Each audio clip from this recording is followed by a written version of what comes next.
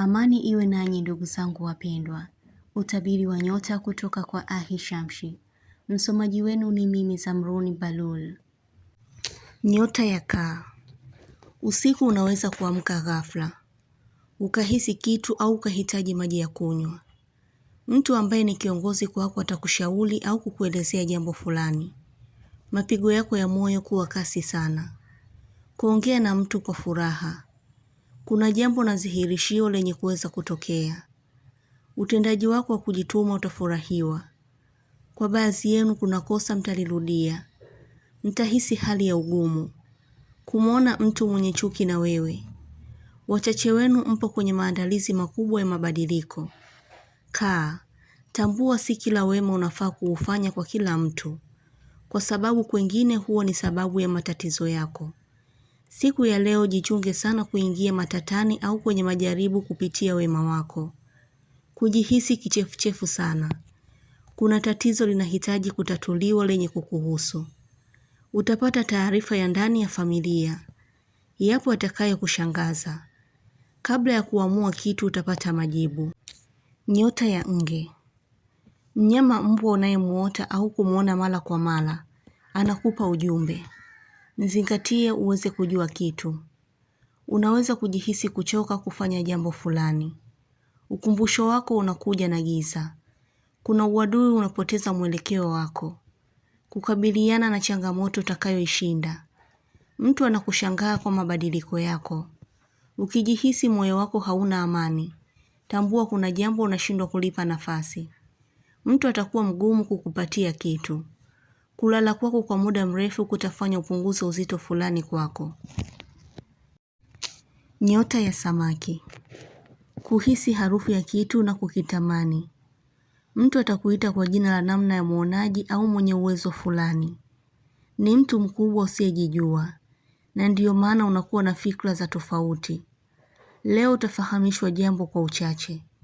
Kuna kazi au jambo itakulazimu kuifanya. Unampa nguvu mtu kwa analolifanya. Wakati wa usiku mwili wako utaonesha ishara ya mwangaza fulani ndani yako. Kuna kitu utatenda. Kama upo karibu na mgonjwa kuna mabadiliko utayaona kwake. Kama ni adui kuna jambo litajidhihirisha.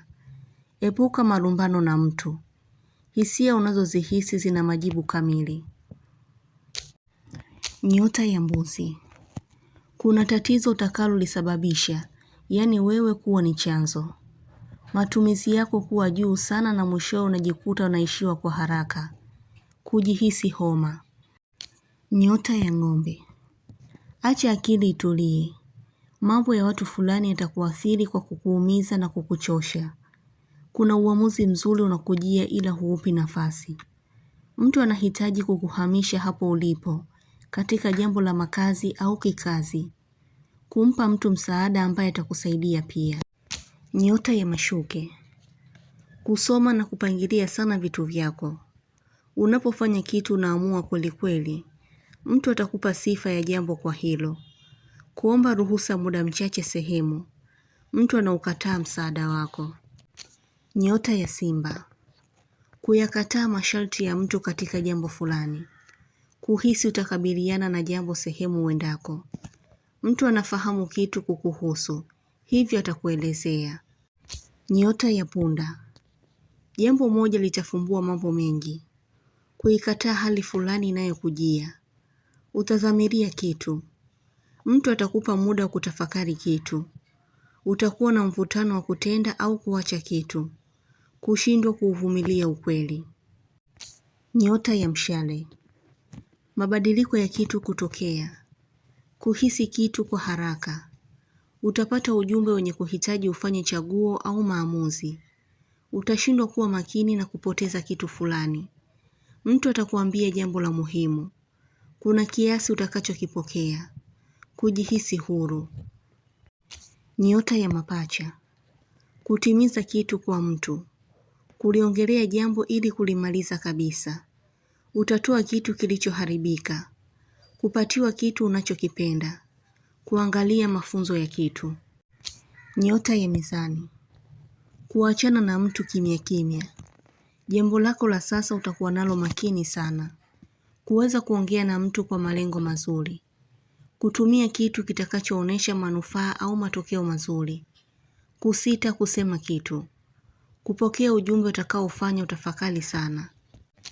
Nyota ya Ndoo: kuyahofia maneno ya watu, kuomba kitu na utakipata au kuahidiwa kupatiwa, mtu kunung'unika sana kwako, kujivunia uliye naye kwa sasa. Utabiri huu unatoka kwa Ahishamshi. Usiache kusubscribe chaneli hii ya Ahishamshi kuonesha umoja wenu na upendo.